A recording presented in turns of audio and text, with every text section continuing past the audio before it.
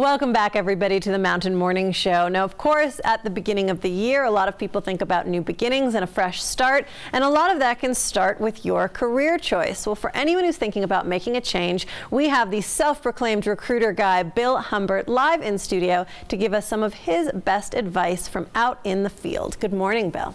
Eliza, good morning. How are you? Good, thank you. Good. So I think a lot of people, the major premise of looking for a new job is you're really selling yourself. You're selling who you are to prospective employers. So you think about people that are in the sales force already, or that whole process. How do you think that sales mentality mirrors the recruiting and job seeking mentality? Well, you know, it mirrors it perfectly. If you look at the process for each side, what you'll see is in the sales process is identify a need. Well, on the job search side, that is finding a new job. The next step is create a solution. On the job search side, that's, hey, this is my resume, this is my LinkedIn profile. The next step is to source potential clients.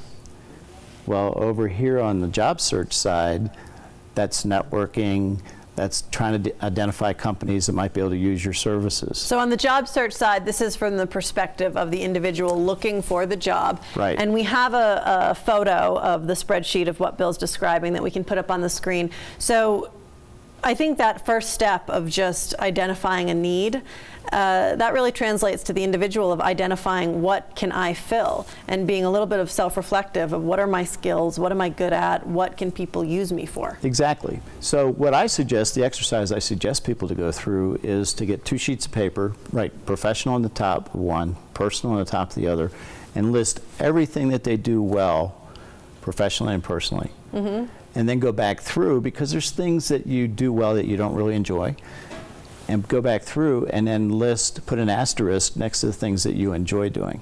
And those are the things you focus on.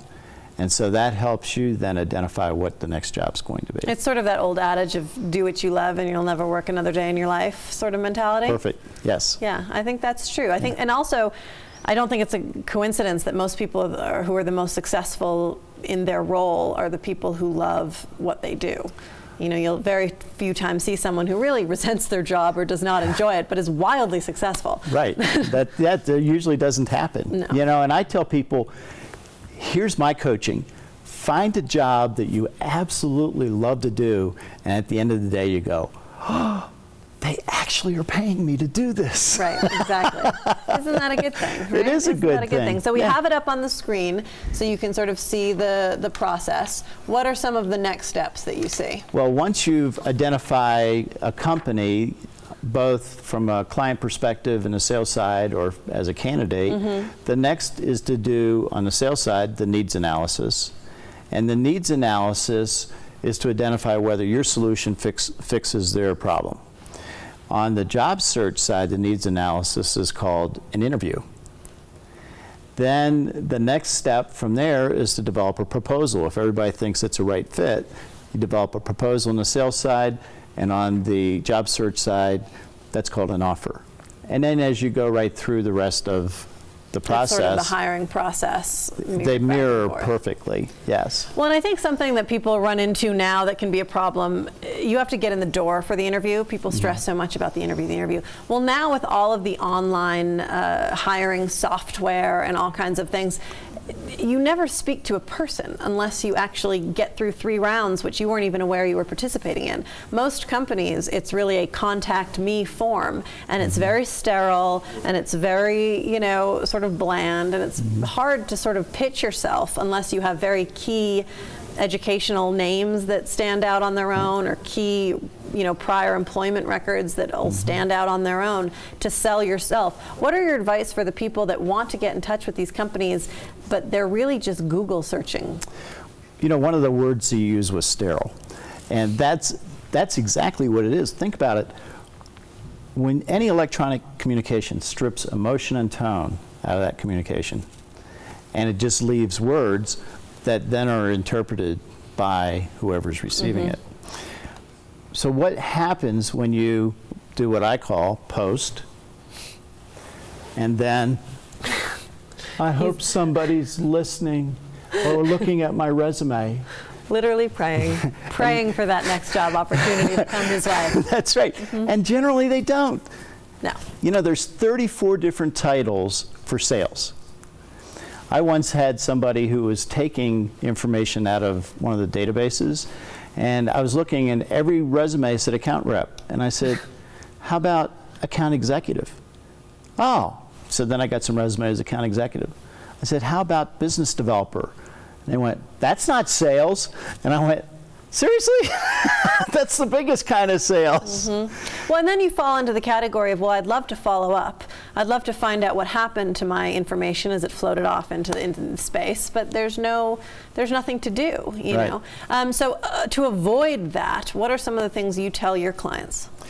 I suggest that what they should do is create a list of 500 names and phone numbers of people that they know. It can be people from high school, it can be people from college, church, doesn't matter. Everybody that they know, previous jobs. And then create what I call in my book the Here I Am speech. And that is telling them about myself, telling them why it is I'm looking out, and then tell them what it is I want to do next. And then the key thing to do after that, and where most people make a mistake by saying, do you have any jobs? I say, who do you know that I should talk to next? That's networking. And that's 74 to 76% of all jobs are filled through networking. Exactly. Not through bizarre LinkedIn, you know, email links and all of those things. But it can be distracting when that appears to be the way that everybody gets jobs. In reality, you're saying it's not. It's not. So we finally get the sit down with the person we want to speak to. We have the interview, the dreaded sort of interview questions of tell me a little bit about yourself. What are your greatest strengths? What are your greatest weaknesses? Do people still use those, or is it transitioning? They're still using them. They also use behavioral interviewing, but there's, you know, there are other ways that I use, and I love to use this one with a salesperson because they like to talk. I'll ask them a question, and they'll respond, and then when they think they're done, I'll just sit there and nod. And well, humans don't like vacuums. And they'll just start out again. And pretty soon, by the third time, if they make it that far without saying, what do you really want to know? They'll go into the confessional and tell me things way they shouldn't be telling me. So it's what, just a sort of fear of silence, or they think it gets too awkward if they're not filling space? Interesting. So maybe show a little bit of restraint and refrain after you answer a question and just let it sit for a minute. That's right. Now, just out of curiosity, what are some of the strangest or most unexpected interview questions that you've come across or heard people talk about? Well, you know, I am intrigued whenever I have someone say, what's your favorite color? Or if you were an animal, what kind of an animal would you be? And, you know, I've been doing this for almost 36 years, and I've heard crazy things, and you just go, you know, and not to mention the illegal questions on top of that. You know, do you have any children? What are you going to do if they're sick? So the illegal HR questions become a popular landing point. Yes, sometimes. I've heard some of those as well. Yes. How will you manage your child care needs in your job? How are you going to drive, or are you going to be able to drive to work? Are you going to take a bus? How are you going to get here? And you go, that's really, you shouldn't be asking those questions. I know. All right, so finally, for people that are maybe a little bit resident or nervous about the current state of our economy or government or political landscape, and they think that things are changing and maybe I should switch fields, or maybe I should desperately hang on to what I have and not make a change, and all of those things, what are just some advice that you would give to clients for right now? Well, you know, I understand people are afraid of the political climate. But that happens every 4 years, and sometimes every 2 years when there's a switch of parties, power in Congress. So don't be too concerned about that. Yeah. Oh, that's a little fun friend right there. That's fabulous. Right. All right. Okay, we're gone. Live TV. That's the fun of it. But, you know, if you find something that you love doing, just do it. Steal from Nike. Just do it. If you want to make a change, become educated in whatever it is that you want to do, that you think is what's going to be fun for you, and then follow from there. But network your way in.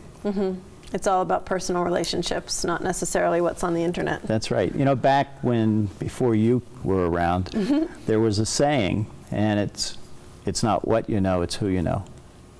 I have heard that, Bill. That's I networking. have. Well, That's I figured you'd heard about it. But I've heard about that one, Yeah. yes. No, and I think that's true. And I think the more sort of distant and technology focused we all get, sometimes that can be even more important. it is. All right, well, thank you for being here this morning, Bill, and giving us all of your advice. And I know you've got your book, The Recruiter's Guide to Finding a Job. Where is this available? Right now, it's just available on Kindle. I've sold out of my softcover copies. I found out over Christmas we've sold over 5,000 copies. And congratulations. Thank you. That's Yeah, fantastic. pretty excited. All right, well, you'll have to head on to Kindle and pick that one up. We are going to take a quick break here on the Mountain Morning Show and be back with much more in our live second hour, including probably some pest control issues as well, right after this.